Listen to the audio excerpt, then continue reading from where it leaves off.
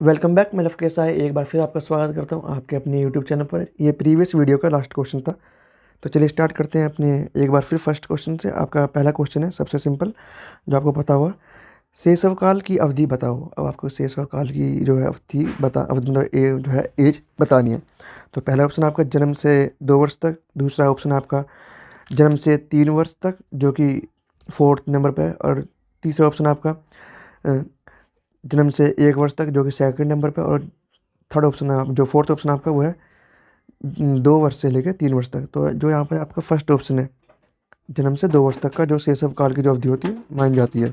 ठीक है, next question है आपका, बाल विकास के विभिन्न सिद्धांतों के आधार पर निम्नलिखित में से कौन सा या फिर कौन से कथन सत्य हैं।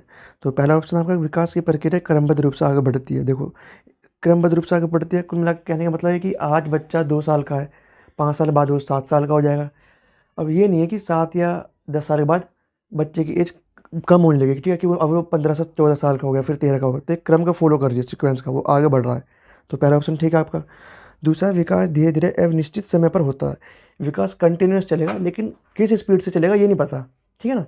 तो जो शैशव काल है उसमें स्पीड तेज होती है विकास की। ठीक है ना, गर्भावस्था में तेज होती है। एक छोटे से भ्रूण से लेकर बच्चा इतना बड़ा बन जाता है, आकार आ जाता है। फिर आपको जो स्पीड नज़र आती है वो नज़र आती है किशोरावस्था में, कि एकदम बच्चे का कद बढ़ गया। ठीक है ना। तो आपका सेकंड ऑप्शन भी ठीक है, चलेगा कंटिन्यू, लेकिन स्पीड क्या आएगी ये नहीं पता। थर्ड ऑप्शन आपका, एक ही जाति विशेष के सभी सदस्यों में विकास की कुछ समान विशेषताएं दिखाई पड़ती हैं। जैसे कि हम अगर ह्यूमंस की बात करें, तो ह्यूमंस में ये देखा जाता है कि जो बच्चा सबसे पहले, सभी ह्यूमंस के जो बच्चे हैं सबसे पहले अपने सर को संभालना सीखते हैं। ठीक है ना। फिर अपने कमर की रीढ़ की हड्डी को संभालना सीखते हैं। फिर वो अपने हाथों को संभालना सीखते हैं। फिर हाथों से फिर वो पैरों की तरफ जाते हैं। ठीक है ना, सिफालोकोडल ऐसे हम जानते हैं, जो दो सिद्धांत है सिफाल और कोडल। तो सभी जो ह्यूमंस के बच्चे हैं इसी पैटर्न, इसी चीज़ को फॉलो करते हैं, इसी विशेषता को। तो यहाँ पर आपका थर्ड ऑप्शन भी ठीक है। तो यहाँ पर जो आपका फोर्थ ऑप्शन है, ये सभी वाला ऑप्शन आपका यहाँ ठीक होगा। ठीक है, नेक्स्ट क्वेश्चन है आपका, आंशिक पुनर्बलन बताना है। अब आपको आंशिक पुनर्बलन के बारे में जो कथन दे रहा है कौन सा सही है वो बताना है। पहला, वास्तविक कक्ष में अनुपयुक्त नहीं किया जा सकता, मतलब अनुप्रयुक्त नहीं किया जा सकता, मतलब प्रयोग में नहीं लिया जा सकता, ये तो गलत है, लिया जा सकता है। दूसरा ऑप्शन है, पशुओं को प्रशिक्षित करने में सर्वाधिक कार्य करता है। सिर्फ पशुओं की बात की जा रही है यहाँ पर, तो और भी आगे पढ़ते हैं। सतत मतलब आंशिक पुनर्बलन सतत पुनर्बलन की अपेक्षा अधिक प्रभावी है। तो बिल्कुल ठीक, कहने का मतलब ये कि आप यदि अब बच्चे को एक टाइम पीरियड के बाद पुनर्बलन दे रहे हो, ठीक है ना, रीइंफोर्समेंट दे रहे हो, बच्चे को पता नहीं कब मिलेगा।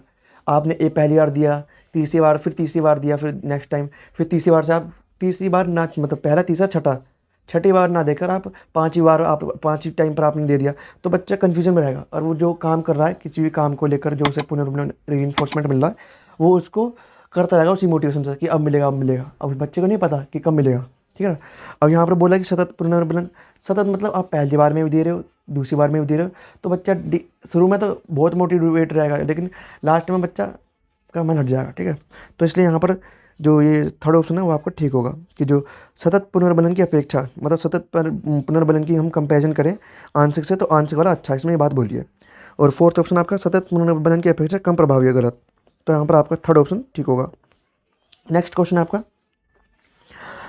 बालक के सम्यक विकास के मतलब सम्यक मतलब पूर्ण वूल डेवलपमेंट के लिए निम्नलिखित में से किनका संयोग सर्वाधिक अनिवार्य है। पहला ऑप्शन आपका, उसके विद्यालय या परिवार का। दूसरा, उसके वंशानुक्रम, उसके वातावरण का।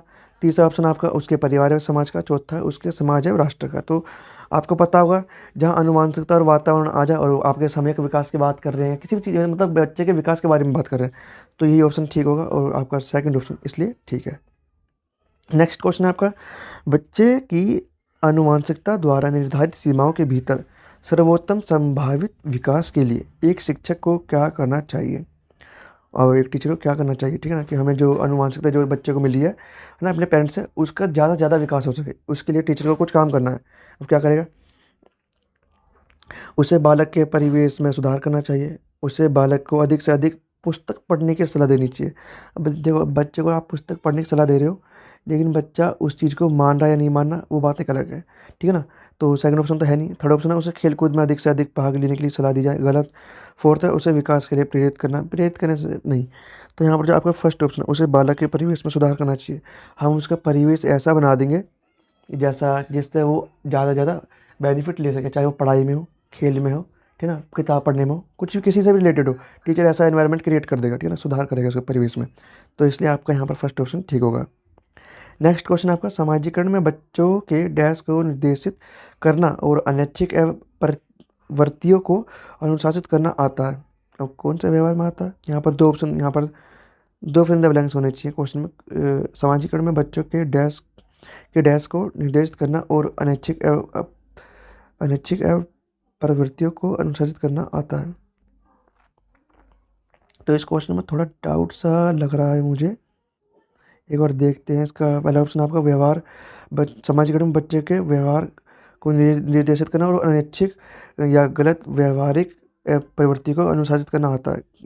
दूसरा आपका व्यवहार सही व्यवहारिक, तीसरा बुद्धि सही बुद्धि बौद्धिक, चौथा मन या फिर सही मानसिक। तो यहाँ पर जो आपका ऑप्शन नंबर फर्स्ट है यही सही लग रहा है मुझे, क्योंकि यहाँ पर दूसरा फिल द ब्लैंक्स नहीं है, ठीक है। तो आप इस क्वेश्चन में ज़रा सर्च कर लेना गूगल करके, यदि आपको टाइम मिले तो, ठीक है। यहाँ पर वैसे क्वेश्चन में कहीं बीच में डैश है, वो कहाँ है, इसकी वजह से ऑप्शन में दिक्कत आ रही है। वैसे फर्स्ट ऑप्शन आपका यहाँ ठीक होना चाहिए। नेक्स्ट क्वेश्चन है आपका, सामाजिकरण का अर्थ है। अब सामाजिकरण का अर्थ क्या है अब आपको बताना है। पहला आपका ऑप्शन है सामाजिक मानदंडों का कठोरता से पालन। देखो कठोरता से पालन कोई नहीं करता, आप बच्चों को कितना भी समझा लो। दूसरा समाज में समायोजित होना, ये ठीक हो सकता है आपका, और यही आपका ऑप्शन लग रहा है और है भी, ठीक है। कि सामाजिकरण में क्या होता है, जो आपका हाँ समाज है उसके अकॉर्डिंग ही आपको ढलना है, ठीक है ना, उसे ही समायोजन बोला गया है। समाज के अकॉर्डिंग अपने आप को ढालना, या फिर किसी भी आप फील्ड में हो उसमें आप अपने आप को ढाल लो, तो आप उसमें एडजस्ट कर पाओगे, आप उसमें सर्वाइव कर पाओगे। तो यही बात बोली यहाँ पर, समाजीकरण का मतलब यही है। सोसाइटी के पर्सपेक्टिव में आप समाज में समायोजित हो जाओ, अपने आप को उसमें ढाल लो, तो आपका समाजीकरण हो गया। और यदि आप उसमें ढाल नहीं पाए, एडजस्ट नहीं कर पाए, तो आपका असामाजिकरण होगा और आप ऐसी गतिविधियाँ करोगे जो समाज के अकॉर्डिंग नहीं है, ठीक है ना। तो आपका यहाँ पर सेकंड ऑप्शन ठीक है। नेक्स्ट क्वेश्चन है आपका, वाइगोत्स्की के अनुसार किसी बालक के विकास में सबसे महत्वपूर्ण योगदान निम्न में से किसका होता है। अब आपको बताना है किसका सबसे ज़्यादा महत्वपूर्ण योगदान है। तो आपको पता होगा वाइगोत्स्की समाज की बात करते हैं, और जो समाज से रिलेटेड जो आपका ऑप्शन है वो आपका बैठ रहा है थर्ड, जो कि थर्ड नंबर पे ही है। तो आपका थर्ड ऑप्शन ठीक होगा, ठीक है। नेक्स्ट क्वेश्चन है आपका, बच्चों में भाषा का विकास प्रारंभ हो जाता है। बच्चों में जो भाषा का विकास है कौन सी एज से प्रारंभ हो जाता है आपको बताना है। पहला ऑप्शन आपका संवेदनगामक अवस्था, दूसरी पूर्व संक्रियात्मक अवस्था, तीसरी आपकी मूर्त संक्रियात्मक अवस्था, और चौथी आपकी अमूर्त संक्रियात्मक अवस्था। तो यदि आपको इन जो अवस्थाएं इनके यदि एज का सीक्वेंस बता के कि दो से किस एज से लेकर किस एज तक के अंतर्गत आती है, तो आप मुझे कमेंट सेक्शन में ज़रूर बताएं। और जो ये भाषा विकास जो स्टार्ट होता है वो संवेदी गामक अवस्था से स्टार्ट हो जाता है बच्चे का, ठीक है ना। वो बच्चा मीनिंगफुल तरीके से नहीं बोल पाता, लेकिन वो बोलना स्टार्ट कर देता है, और आप उस जो आधे अधूरे शब्द बोला है उसको समझकर उसकी जो इच्छाएं या फिर उसको जो नीड्स हैं उन्हें पूरा करते हो, ठीक है। तो यहाँ पर आपका फर्स्ट ऑप्शन ठीक होगा। नेक्स्ट क्वेश्चन आपका, आजकल शिक्षा के विभिन्न आधारों पर विशेष जोर दिया जाता है। आधुनिक शिक्षा प्रणाली के एक समर्थक के रूप में आपके अनुसार बालक की शिक्षा निम्न में से किस पर आधारित होनी चाहिए। अब हमें बालक को लेकर चलना कि आज की जो हमें शिक्षा, मतलब आज की जो शिक्षा है उसके पर्सपेक्टिव में आपको बात करनी है, और उसके अकॉर्डिंग आपको बताना है कि बच्चे को आज के टाइम में कैसी शिक्षा मिलनी चाहिए। तो पहला ऑप्शन आपका बालक का आर्थिक स्तर, तो आर्थिक स्तर डिपेंड नहीं करता, ठीक है ना। दूसरा ऑप्शन है बच्चे की सामाजिक स्थिति, ये सामाजिक स्थिति भी इतनी डिपेंड नहीं करती। ऐसे भी देखा गया जो गरीब घर का बच्चा है, फिर जो ऐसे एरिया में रहता है जहाँ पर समाज बेकार, ठीक है ना, जहाँ पर लोग पढ़ाई को तो बिल्कुल भी अहमियत नहीं देते, और जो अदर कार्य जो गैर कानूनी कार्य हैं उनमें लगे हुए हैं, लेकिन उनमें से कुछ बच्चे उसी एरिया में से कोई बच्चा निकल के एक अच्छा अधिकारी बन जाता है, ठीक है। तो यहाँ पर सामाजिक स्थिति भी सही ऑप्शन नहीं है। तीसरा ऑप्शन है आपका बालक की इच्छा व रुचियाँ।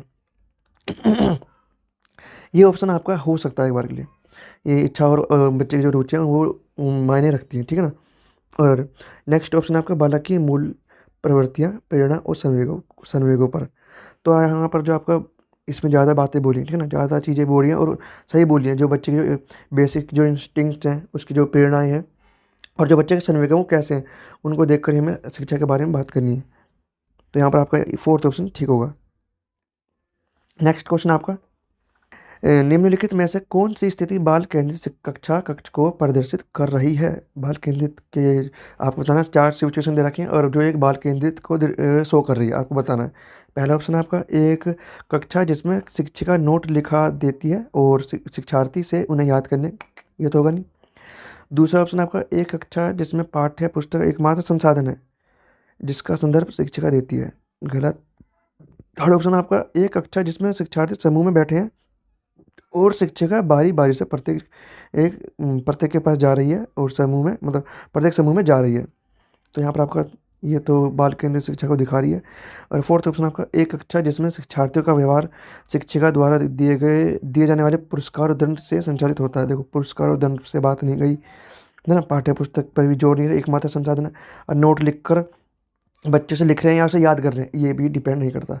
जो बाल केंद्रित जो शिक्षा को शो कर रहा है इस चीज़ को, वो है आपका थर्ड ऑप्शन, कि बच्चे ग्रुप में बैठे हैं और वो डिस्कशन कर रहे हैं और टीचर आके प्रत्येक बच्चे से पूछे कि हाँ भाई तुमने क्या पढ़ा, तुम्हारा क्या, तुम किस टॉपिक पर बात कर रहे हो, तो बताओ। बच्चे फिर बताएंगे कि हाँ मैम इस टॉपिक पर ये बात है या जो भी है, या फिर हमने ये चीज़ बनाई है। यदि वो कोई चीज़ बना रहे हैं, कोई साइंटिफिक चीज़ बना रहे हैं, कोई प्रोजेक्ट बना रहे हैं, कोई पेंटिंग बना रहे हैं या फिर कोई मॉडल बना रहे हैं, ठीक है ना, तो आपका जो थर्ड ऑप्शन है वो सही होगा। नेक्स्ट क्वेश्चन आपका, निम्नलिखित में से कौन सा आलोचनात्मक दृष्टिकोण बहुबुद्धि सिद्धांत मतलब थ्योरी ऑफ मल्टीपल इंटेलिजेंस, यदि आपको पता है ये ना मतलब ये किस व्यक्ति ने दिया है तो उसका नाम जो है कमेंट सेक्शन में ज़रूर बताएं। पहला ऑप्शन आपका यह शोधाधारित नहीं है। दूसरी है, अच्छा क्या बताना है इसके बारे में, निम्नलिखित में से कौन सा आलोचनात्मक दृष्टिकोण बहुबुद्धि सिद्धांत से संबंधित नहीं है, मतलब 3 आलोचनात्मक है और 1 आलोचना नहीं है, आपको ये बताना है, ठीक है ना। तो कौन सी आलोचना नहीं है आपको ये बताना है। पहला ऑप्शन आपका यह शोधाधारित नहीं है। दूसरा ऑप्शन है विभिन्न बुद्धियाँ विभिन्न विद्यार्थियों के लिए विभिन्न पद्धति की मांग करती हैं। थर्ड ऑप्शन आपका प्रगति मतलब प्रतिभाशाली विद्यार्थी प्राय एक क्षेत्र में ही अपनी विशिष्टता प्रदर्शित करते हैं। और फोर्थ ऑप्शन है इसका कोई अनुभवात्मक आधार नहीं है। देखो 3 तो आलोचना है इसकी, और जो थर्ड ऑप्शन आपका वो इसकी आलोचना नहीं है, ठीक है। मतलब प्रतिभाशाली जो बच्चे हैं वो एक क्षेत्र में आपको नजर आएगा कि वो किसी एक फील्ड में ही अच्छे होंगे। जैसे कि यदि हम बात करें तो कोई बच्चा यदि कोई इंजीनियरिंग कर रहा है तो इंजीनियरिंग में भी बहुत सारी तरीके के इंजीनियर होते हैं, जैसे मैकेनिकल हुआ या कोई इलेक्ट्रिकल हुआ। तो आपको जो एक इंजीनियर है वो किसी एक अपनी पर्टिकुलर फील्ड में नजर आएगा इंजीनियर, और उस पर्टिकुलर फील्ड में भी जैसे कोई मैकेनिकल इंजीनियर है, और इंजीनियर तो बहुत सारे हैं लेकिन कौन सा इंजीनियर और मैकेनिकल में भी उसका कोई एक पर्टिकुलर सब्जेक्ट होगा जिसमें वो महारथी होगा, ठीक है ना, कि उसे उसमें सब कुछ आता होगा, बाल की खाल निकालने वाला, ठीक है ना। तो यहाँ पर जो थर्ड ऑप्शन है वो जो है इसकी आलोचना नहीं है, तो थर्ड ऑप्शन आपका यहाँ ठीक होगा और सब इसकी आलोचना है। नेक्स्ट क्वेश्चन है, आजकल बुद्धि परीक्षण का उपयोग जो है शिक्षा जगत में व्यापक रूप से हो रहा है, ठीक है ना। और निम्नलिखित में से कौन सा शिक्षा जगत में बुद्धि परीक्षण के सदुपयोग का एक उदाहरण है, आपको बताना है सदुपयोग का कौन सा उदाहरण है। तो पहला ऑप्शन है आपका बुद्धि परीक्षण के आधार पर छात्रवृत्ति सुनिश्चित करना। दूसरा ऑप्शन आपका बुद्धि परीक्षण के आधार पर छात्रों के लिए अधिगम प्रणाली का चयन करना। तीसरा ऑप्शन आपका बुद्धि परीक्षण के आधार पर छात्रों को परामर्श देना। तो यहाँ पर आपको बताना सही ऑप्शन कौन सा होगा, ठीक है। तो यहाँ पर जो आपका फोर्थ ऑप्शन है ये सभी कि जो है आजकल बुद्धि परीक्षण का उपयोग बहुत ज़्यादा किया जा रहा है, तो इनमें से कौन सा शिक्षा जगत में बुद्धि परीक्षण के सदुपयोग का एक उदाहरण है, तो जो उदाहरण है इसका वो होगा फोर्थ ऑप्शन है। ये सभी बुद्धि परीक्षण के आधार पर छात्रवृत्ति सुनिश्चित की जाती है। सेकंड ऑप्शन भी आपका यहाँ पर ठीक है, क्योंकि बुद्धि परीक्षण के आधार पर ही हम बच्चे के मेंटल जो लेवल है हम वो समझ लेते हैं और उसके अकॉर्डिंग ही हम जो उसको हम कैसे पढ़ाना है, अधिगम जो पढ़ा लिया है उसका हम मतलब चूज़ करते हैं, ठीक है ना, कि हमें इस तरीके से बच्चे को पढ़ाना है, ज़्यादा एडवांस चीज़ें नहीं बतानी, जो इसको समझना है, ठीक है ना। तो यहाँ पर सेकंड ऑप्शन भी ठीक है आपका। और थर्ड है आपका बुद्धि परीक्षण के आधार पर छात्रों को परामर्श देना, जिसकी जैसे बुद्धि होगी हम उसको ही वैसे ही परामर्श देंगे ताकि बच्चा आगे बढ़ सके, ठीक है। जब वो उस चीज़ को अचीव कर लेगा या फिर वो काम कर लेगा पूरा, तब हम उसे थोड़ा और आगे कर समझाएंगे, उससे और ज़्यादा हार्ड लेवल, ठीक है। तो यहाँ पर आपका 3 ऑप्शन ठीक है, तो इसलिए यहाँ पर आपका फोर्थ ऑप्शन ठीक होगा, क्योंकि हम आज के समय की बात को लेकर चल रहे हैं और आज यही चल रहा है, ठीक है ना, शिक्षा पद्धति में। तो आज इस वीडियो में हमने आपके CDP के कम से कम 10 या 15 क्वेश्चन करें। यदि आप किसी भी टीचिंग एग्जाम की तैयारी कर रहे हैं तो हमारे चैनल को सब्सक्राइब करें ताकि आप उस पर्टिकुलर एग्जाम में ज़्यादा से ज़्यादा स्कोर कर सकें। तो चलिए मिलते हैं नेक्स्ट वीडियो में।